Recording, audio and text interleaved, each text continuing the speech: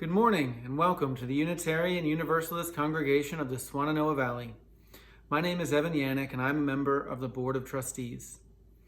The mission of the UUCSV is to create an open, active, and welcoming liberal religious community that nurtures spirituality, inspires growth and learning in the search for truth, and challenges us to live our values conscientiously through service and example.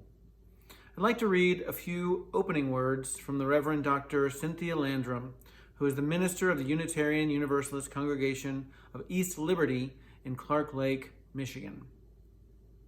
Spirit of life and love, we gather together in different ways this morning.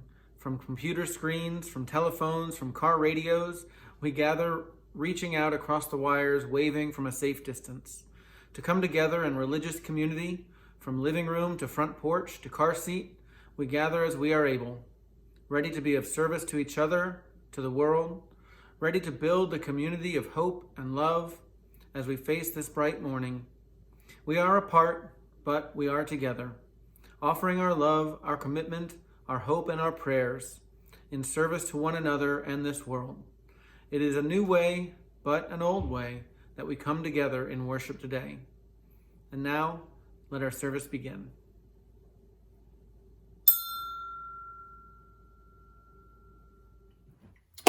Alrighty, it is a Wednesday here, and we're getting ready for Sunday. So I want to thank you. Welcome to the Unitarian Universalist congregation of the Swannanoa Valley. Say that 5 times real fast. And want to welcome you to our service this Sunday. Got a treat for you. I think what makes a Unitarian Universalist will be the topic today. So with that in mind, I want to open with these opening words, reminding you of who we are and why we're here. This free church welcomes seekers of truth, restless souls, and lovers of wisdom. The liberal church challenges its members to grow and demands that society enlarges its compassion and its deeds of justice. This church is a free and a liberal church. Weak and strong we come. Humble and proud we come. Bruised and jubilant we come. Dreamers and doers, mystics and prophets, wonderfully we come together, each of us unique. We pause this sacred hour to be refreshed and to be strengthened. We give thanks for such an extraordinary blessing. This, our community, our freedom, and our church. And so, let us light the chalice.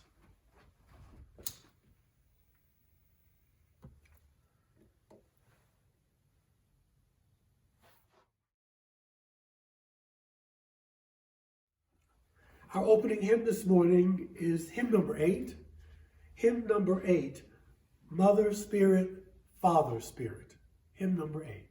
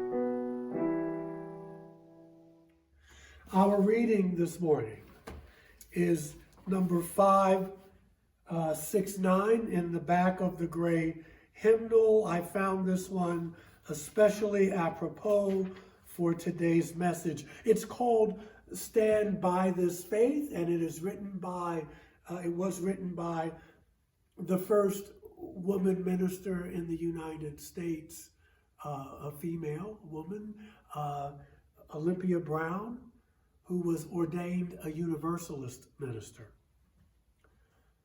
Stand by this faith, work for it, and sacrifice for it. Because there's nothing in all the world so important as to be loyal to this faith, which has placed before us the loftiest of ideals, which has comforted us in sorrow, strengthened us for noble duty, and made the world beautiful. Do not demand immediate results, but rejoice that we are worthy to be entrusted with this great message. That you are strong enough to work for a great, true principle without counting the cost. Go on finding ever new application of these truths and new enjoyments in their contemplation, always trusting in the one God which ever lives and loves.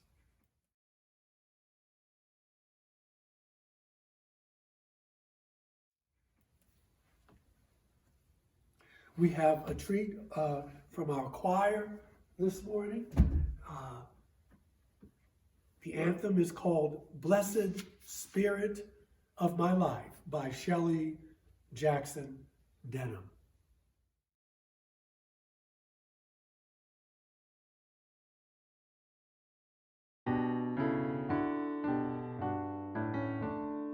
Blessed Spirit of my life, give me strength through stress and strife. Help me live with dignity. Let me know serenity. Fill me with a vision. Clear my mind of fear and confusion. When my thoughts flow restlessly, let peace find a home in me.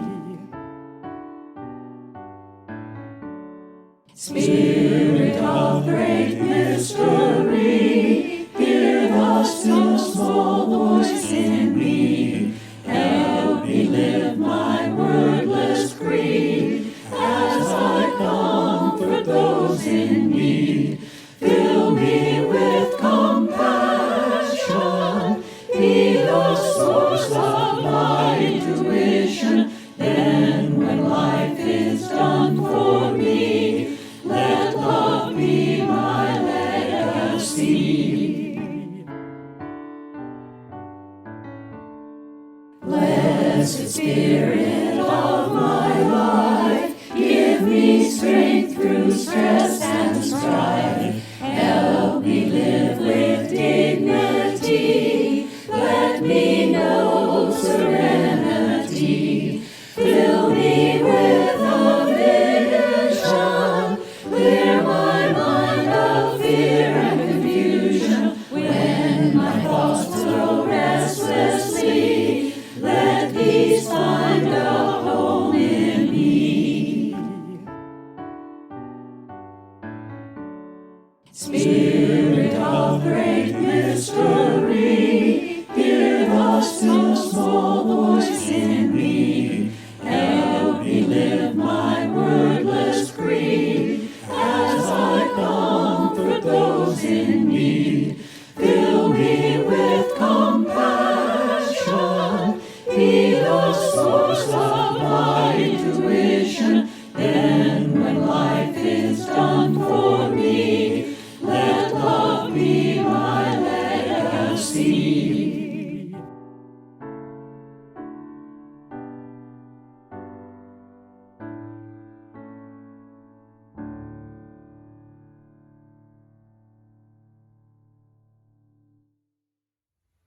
It's always a treat to have our choir, and so we are grateful and we are thankful. This is the time in the service when we invite you to share a joy, a concern, a sorrow.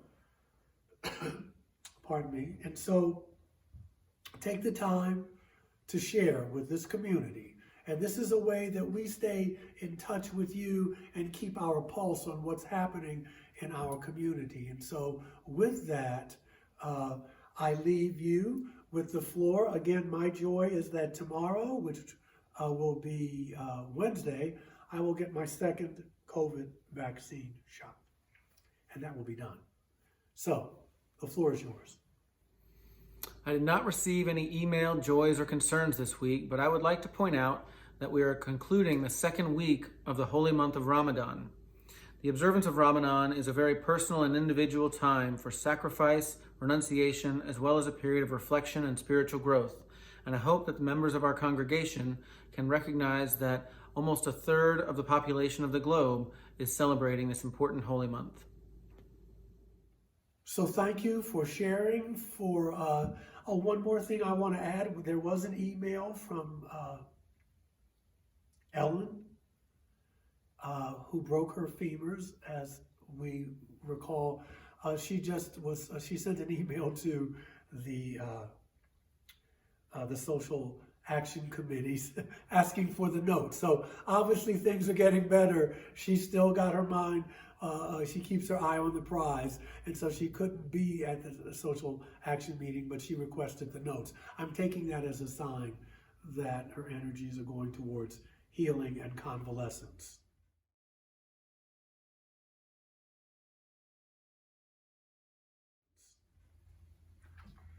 This is our prayer meditation, so please center yourselves as you see fit. We are drawn to this place and hour by a sense of kinship beyond our understanding. We speak to one another with hands and eyes, and in speaking, we also ask. Let us be done with avoidance and evasion. Let us be present to each other. Let us judge truly, but let us also forgive as surely we would be forgiven. These things we seek, and at times we fear to ask for them. And when we do this, we hold back life itself. Spirit of life, give us a hand that we too may reach out. In each venture of love and goodwill, in our hope beyond all hope, draw us forth, confirm and affirm our courage, and be our companion always.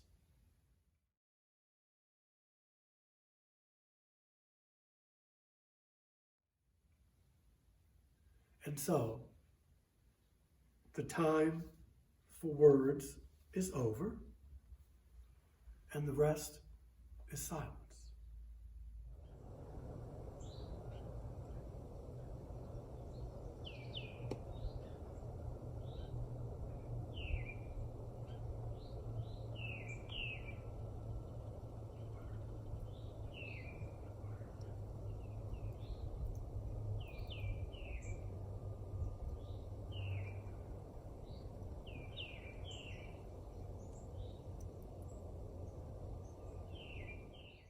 And so it is. We have another anthem by our choir this morning, A Garment of Brightness. The music was by Annelinde Metzner, and the text is by Tiwa Pueblo.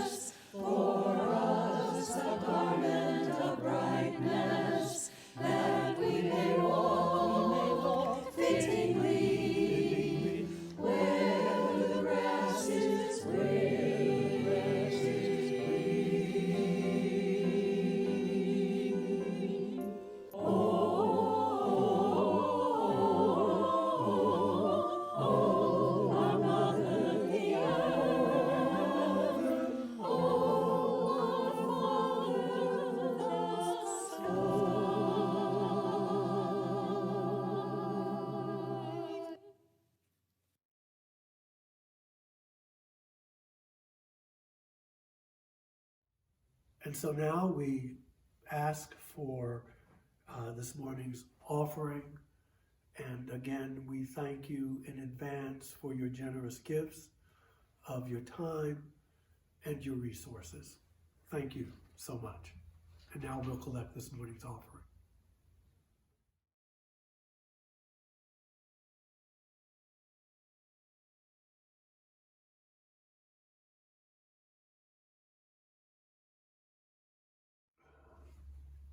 Okay, here we are, and here we go. What makes a Unitarian Universalist? I know you've always been asking yourself this question. What makes a good functioning UU? Now, in some ways, I just want to let you know up front, this question is absurd. The essential characteristic or demands of UUs is individual freedom of thought and conviction. It is therefore, in some ways, a contradiction in terms to proclaim some standard whereby we can design, some sort of metric to measure the degree to which each of us can be judged or be deemed a Unitarian Universalist, despite all the jokes about some of us being lapsed Unitarians. There are, however, certain characteristics that all of us as UUs do, and indeed, I feel, must share. Or otherwise, listen, there be no need or no reason to be interested in or be attracted to this denomination or even this congregation. Now, these features or even these feelings that do distinguish us are not only found in our purposes and principles. Some are found there, but not entirely. They are found in the fact that you and I seek a larger, a more encompassing, a more grand, if you will, spiritual understanding of life, not through professing a set of beliefs in certain revelations or creeds or dogmas. Not through the saving power of Jesus. No, not at all. It is the celebration of mystery, the posing of questions, wrestling with enigmas, and even an acceptance of the essential absurdity of all our presumptions of truth and wisdom. We must learn, you and I, must learn to accept mystery. This is one of the beautiful things about the Lakota and the Dakota Sioux. They call the Great Spirit Wankatonka, the great mystery of life. So we must learn to accept mystery, that we do not, nor do we need to have all of the answers to life's conundrums. We don't have to know everything. Let me be less abstract and more specific. First of all, there are certain rules that we explicitly or implicitly at least attempt to acknowledge and try to follow in our free liberal faith tradition. We can agree on that. Now, you must remember, rules are found in all religions. Rules are found in all religions. So the so-called golden rule is the oldest and most commonly held feature of all the world's great religions. Now, you and I can argue later about whether Unitarianism is a religion or not. We can do that at a later date. But the distinctive rules of Unitarian Universalism, to my mind, are three. Now, you may know more, but these three stick out to me. I suggest that rule number one is this: an uncompromising respect for the individual. And this, of course, requires a tolerance and hopefully an acceptance of differing beliefs and forms of behavior, limited only by a determined hostility to beliefs and actions that would deny the rights of others. Now, this is not always an easy thing to do. We know this. But a cultivation of a way of life that honors the individual through self-respect and the respect of others is a fundamental requirement of the good life as we see it. That's number one. Number two is this: accepting as much as possible the discipline of reason. Now walk with me through this. In a world that seems to be out of joint and that has gone insane with irrationality and fear, in a world where self-gratification and sensual titillation is sought at all cost, and we have seen all that passes for reason in this country, and it fails terribly. Nevertheless, we as Unitarian Universalists are bound by the rule of reason. In Isaiah chapter 1, verse 18, we are told that the Lord says to the tribe of Israel, "Come now, come, let us reason together."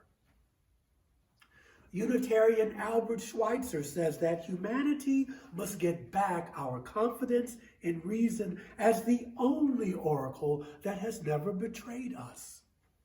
Truth, however elusive and however incompletely revealed to us, is our only hope. However limited our comprehension, the use of its power, reason remains an indispensable guide in our search for the good life. Now, reason is only a guide, right? We have our intuition and we have our heart, but reason is vital. Number three, keeping open to new and fresh understanding and insight. Having an open mind, ever eager for larger visions of what is true and right and beautiful. In other words, to quote Samuel Longfellow, revelation is not sealed. Truth and right are still being revealed. Now, these three rules, now there may be more, but for me, these three rules, simply stated, are the basic rules by which I believe we function, or at least try to function, in our religious approach, both as individual UUs and as congregational communities. Now, granted, they may seem cold to some, as rules genuinely are, and yet religion is never simply a matter of rules. Religion, like life itself, is mystery and majesty. It's laughter and love. It's wonderment and hope. It is the exposure to the wondrous and impossible dreams and the disappointments that come from failing to realizing these dreams. Dr. King wrote a sermon towards the end of his life called simply Unfulfilled Dreams. It is commitment. It is dogged determination. It is rapture. It is despair. It is despair. It is detachment. It is all sorts of things that are often inconsistent and can make relatively little sense, but are wonderfully and terribly real.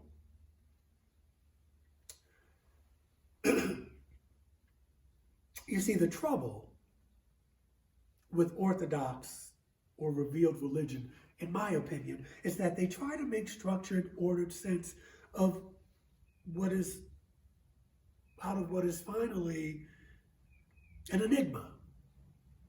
They decree that they have reduced all of life's mysteries and conundrums into a single formula. You just have to follow these rules.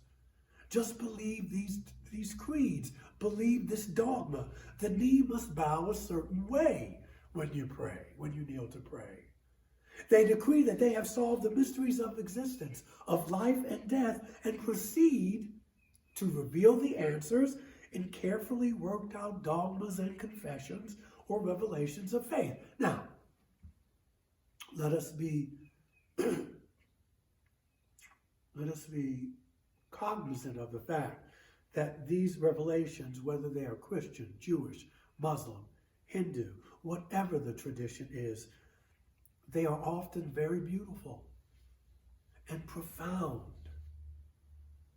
Within them is much truth, which we must all learn to acknowledge. They provide sometimes answers to great mysteries and paradoxes of life and death, answers which have appealed and still do to millions of people. They contain insights and ethical values that are timeless in their validity. We have to admit that. And yet somehow, after all of this, we ask ourselves, is that all? Is that all? Somehow something in us still questions and wonders, or perhaps we're just obstinate. We're just plain difficult and ornery. I mean, that is a possibility, is it not? Perhaps we take foolish pride in our unwillingness to surrender to our doubts and revel in walking to the beat of a different drummer. Perhaps we are like the Marlon Brando character in the film Rebel Without a Cause. He just rebels against everything, it seems. When he's asked, what is he rebelling against? His answer is, what do you got? After all, we must remember that it's fine to be a seeker, but the objective is to discover something, to find something. And it's easy to forget that on the journey. But whatever causes it, we all suffer from something of a theological or divine or existential discontent. And this is part of the human condition. So when you and I decided, or when we decide, to reject the old-time religion, as it were, the God or gods of our forefathers and mothers, we are left with paradoxes, enigmas, and the endless questions of life. We are left only with mystery. In the ancient legend of the Sphinx, you may recall the monster roamed around the city of Thebes, telling riddles to the people and devouring them when they could not answer or solve them. The people of Thebes have been told by an oracle. Now there's a mystery for you, an oracle. There's a psychic mystery for you if you don't believe in the gifts of prophecy or psychic phenomenon. But we were told that the oracle says that the Sphinx would destroy herself when her great riddle was solved. Do you remember it? I mean, not that you were there, or maybe you were there, but do you remember? Do you remember the story? Do you remember it? Here it is. What animal goes on 4 legs in the morning, 2 at noon, and 3 in the evening?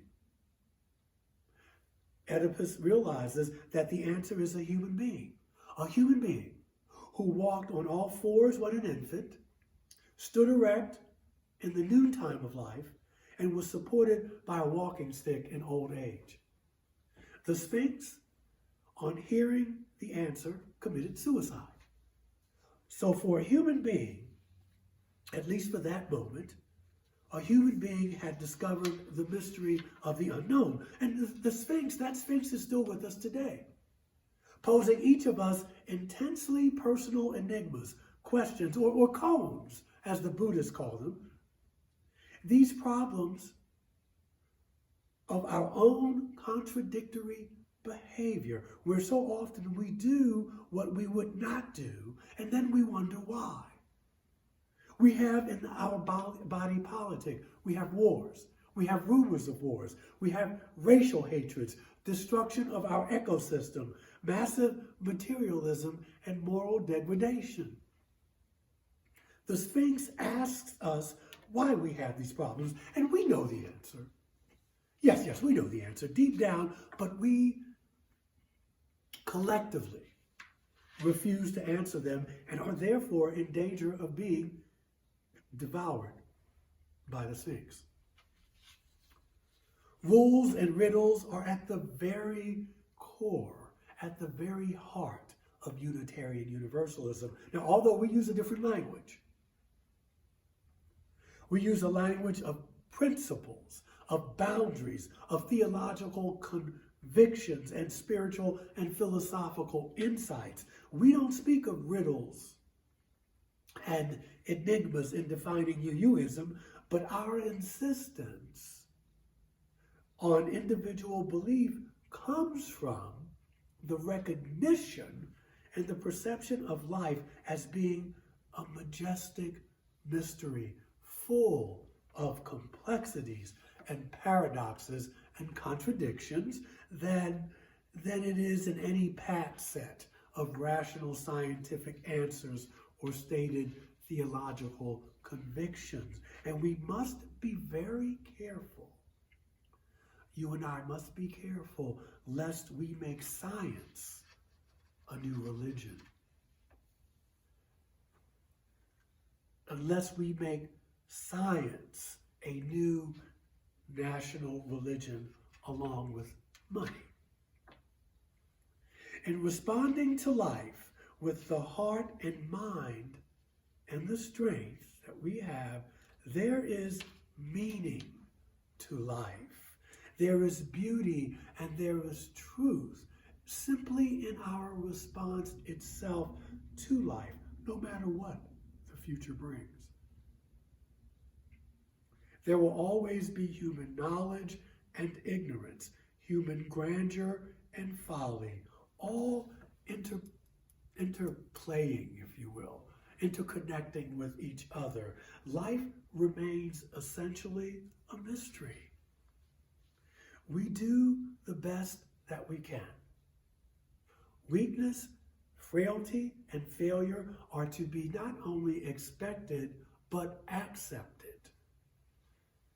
Our faith remains in ourselves and most importantly in life itself, because we are all in it up to our necks, you and I. We live by the power of our liberal faith. However different the language and the imagery that each of us may choose to use, I submit to you that it is the celebration of this very personal but shared approach to the spiritual life that brings us into the fellowship of this congregation, UUCSV, and this denomination, the Unitarian Universalist Association. And yes, that is what makes us Unitarian Universalists. May it always be so. Amen. Ashe. And blessed be.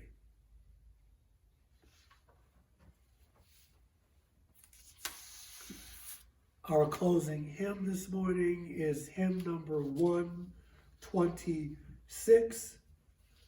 Hymn number 126, Come Thou Fount of Every Blessing. Come Thou Fount of Every Blessing, hymn number 126. Please join in.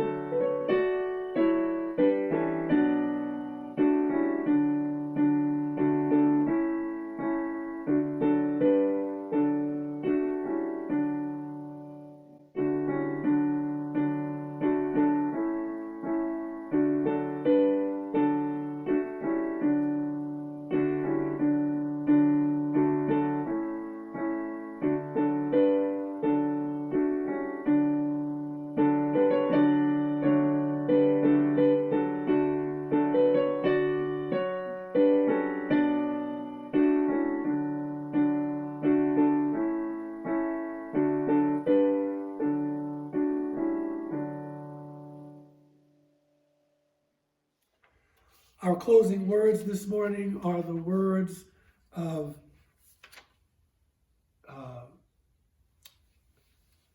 Reverend Bruce Southworth, retired minister from the Community Church of New York. Reverend Southworth writes, "Let us go forth with new strength for the week ahead, devoted to the love which heals all wounds and to the courage that casts out all fear. And may we be full of the hope which never ever dies. Have a wonderful Sunday afternoon. Thank you for joining us this morning.